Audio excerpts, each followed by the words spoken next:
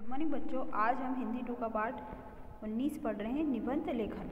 निबंध का अर्थ होता है अच्छी तरह से बंधा हुआ या व्यवस्थित। इसे प्रस्ताव भी कहते हैं।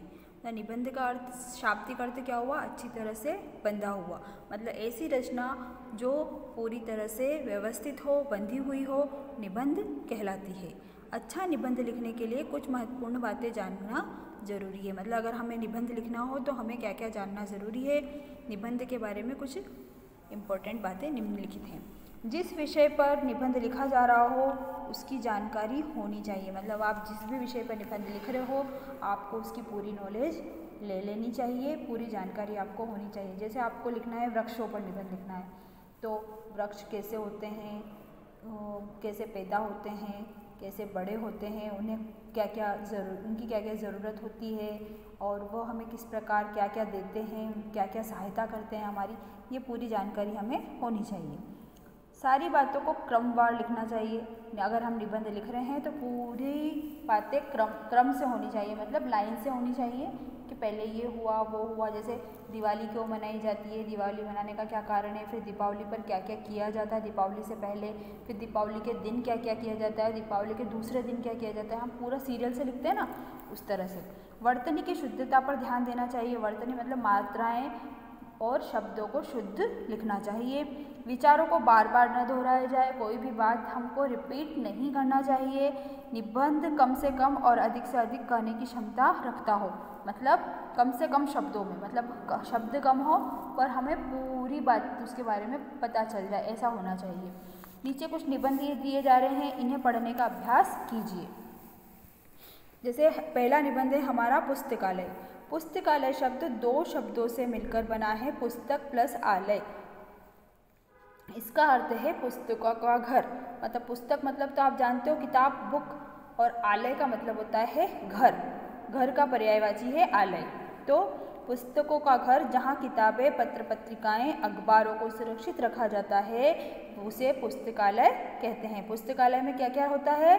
पत्र पत्रिकाएं, अखबार और पुस्तक।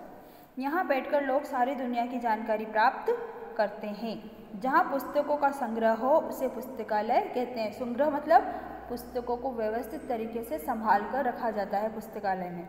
हमारे स्कूल में एक बहुत बड़ा पुस्तकालय है, उसमें हिंदी, अंग्रेजी, संस्कृत आदि भाषाओं के हजारों पुस्तकें, शब्दकोश, मानचित्र आदि हैं। मतलब हमारे विद्यालय में, सभी विद्यालयों में एक पुस्तकालय होता है, उसमें हिंदी, अंग्रेजी, संस्कृत और दूसरी भाषाओं की बुक्स होती हैं। और शब्दकोश होता है, मतलब शब्दों का अर्थ जानने के लिए एक डिक्शनरी होती है। मानचित्र होते हैं, बीच बीच में एक एक करके कई मेजें हैं, वहीं बैठकर हम किताबें और पत्र पत्रिकाएँ पढ़ते हैं। बुधवार को हमारी पुस्तकालय की कक्षा होती है, मतलब लाइब्रेरी की क्लास होती है। हमारे अध्यापक भी हमारे साथ आते हैं। हमें तस्वीर वाली कहानियों की किताबें पढ़ने में बहुत मज़ा आता है। अब हमें पुस्तकालय में अगर आप जाते हैं तो हमें किन किन बातों का ध्यान रखना चाहिए? पुस्तकों का पेज फाड़ने वालों पर जुर्माना होता है, मतलब पुस्तकों के पेज नहीं फाड़ने चाहिए। पुस्तक जहाँ से निकाली जाती है वहीं रखना चाहिए। और पुस्तकालय में रखी किताबों से हमारा ज्ञान बढ़ता है, वहाँ हमें सभी विषयों की जानकारी मिलती है। हमें यहाँ से अच्छी व सही जानकारी कहीं और नहीं मिल सकती। हम सब अपने पुस्तकालय को अपने घर की तरह साफ़ सुथरा रखते हैं, मतलब हमें वहाँ गंदगी भी नहीं करनी चाहिए। और मेरे विचार में तो प्रत्येक घर में एक पुस्तकालय होना चाहिए। हमारे राष्ट्रपिता महात्मा गांधी का भी यही विचार था, या उनकी भी यही इच्छा थी। अब आपको पुस्तकालय का निबंध अच्छे से लर्न करना है। आपका दूसरा निबंध है दीपावली। दीपावली तो के बारे में तो आपने सुना ही होगा। भारत में अनेक त्यौहार मनाए जाते हैं, इनमें से एक दीपावली का त्यौहार है। दीपावली हिंदुओं का सबसे बड़ा त्यौहार है।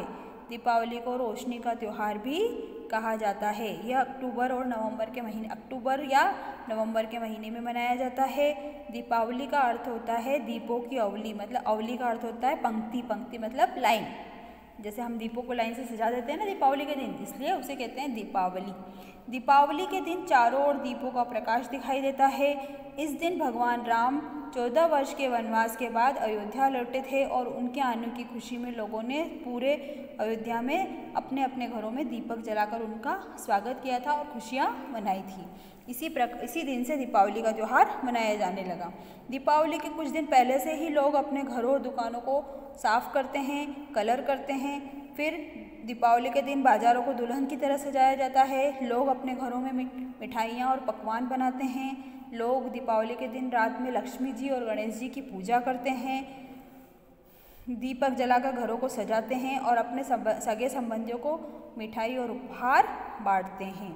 इस प्रकार ये आपका दीपावली का निबंध हो गया। दोनों निबंध आपको अच्छे से पढ़ने हैं। अब हम इस पाठ के जो महत्वपूर्ण तथ्य हैं उनको दोहरा लेते हैं। निबंध का अर्थ होता है अच्छी तरह से बंधा हुआ।